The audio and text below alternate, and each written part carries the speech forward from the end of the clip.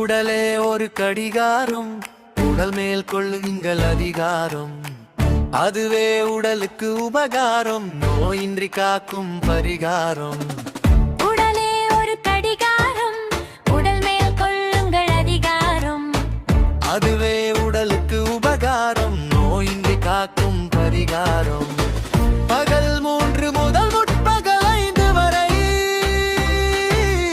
என்னதான் செய்ய வேண்டும், என்னதான் செய்ய வேண்டும் என்றுதான் சொல்லிச்சு உடல் கடிகாரம்.